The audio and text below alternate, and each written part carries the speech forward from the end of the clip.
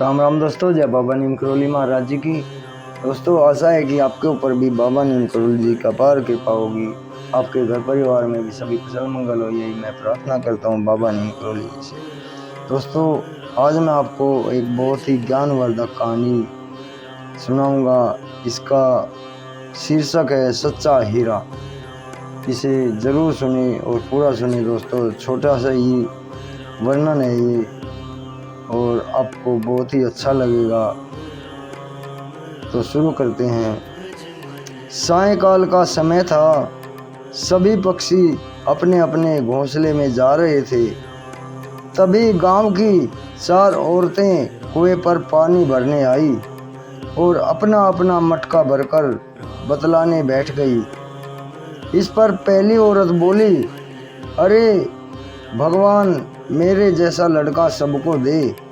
उसका कंठ इतना सुरीला है कि सब उसकी आवाज़ सुनकर मुग्ध हो जाते हैं। इस पर दूसरी औरत बोली कि मेरा लड़का इतना बलवान है कि सब उसे आज के युग का भीम कहते हैं। तभी तीसरी औरत कहाँ चुप रहती, वह भी बोल उठी, अरे मेरा लड़का एक बार जो पढ़ लेता है वह उसको उसी समय कंठस्थ हो जाता है। उतना याददाश्त, उतना हुनर किसी और में कहाँ जो मेरे लड़के में है। एक बार जो श्लोक पढ़ लिए वो तुरंत ही उसे याद हो जाते हैं। तो यह सोचकर, यह सब बात सुनकर चौथी औरत कुछ नहीं बोली। तो इतने में दूसरी औरतों ने कहा, अरे बहन, आपका भी तो लड़का है, आप क्यों नहीं बताती अपने लड़के के बारे में? क्यों नहीं बोल रही हैं आप अपने लड़के के बारे में? इस पर उस औरत ने कहा, मैं क्या कहूँ, वह ना तो बलवान है और न ही अच्छा गाता है। यह सुनकर चारों स्त्रियों ने मटके उठाए और अपने गांव की ओर चल दी। तभी कानों में कुछ सुरीला सा स्वर सुनाई दिया। पहली स्त्री ने कहा, देखो मेरा पुत्र आ रहा है, वह कितना सुरीला गाना गाता है। पर उसने अपनी माँ को नहीं देखा और उनके सामने से सीधे निकल गया। अब दूर जाने पर एक बलवान लड़का वहाँ से गुजरा। उस पर दूसरी औरत ने कहा, देखो मेरा बलिष्ठ पुत्र आ रहा है। पर उसने भी अपनी माँ को नहीं देखा और सामने से निकल गया।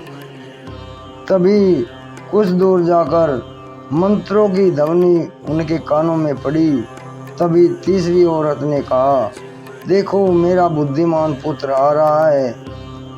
वह भी श्लोक कहते हुए, और वहाँ उन दोनों की भांति वह भी उनके सामने से निकल गया। उसने भी अपनी माँ को टोका नहीं। तभी कुछ देर बाद वे आगे चले और वहाँ से एक और लड़का निकला। उस चौथी स्त्री का पुत्र था।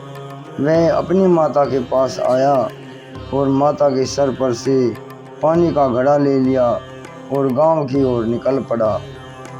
यह देखकर तीनों स्त्रियां चकित रह गई, मानो उनको सांप सूंघ गया हो। वे तीनों स्त्रियां उसको आश्चर्य से देख रही थी।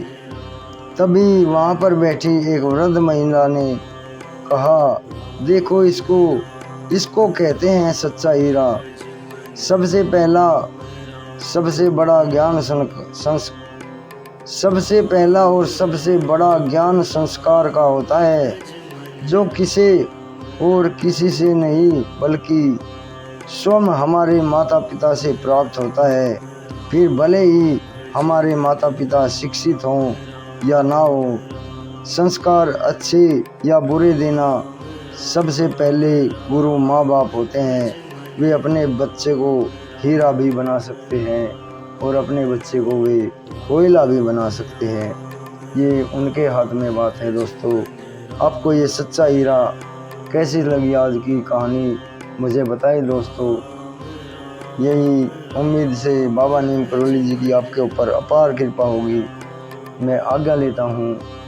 बाबा जी आपके ऊपर सदैव कृपा दृष्टि बनाए रखे। जय श्री राम, जय हनुमान जी की जय, बाबा नीम करौली महाराज।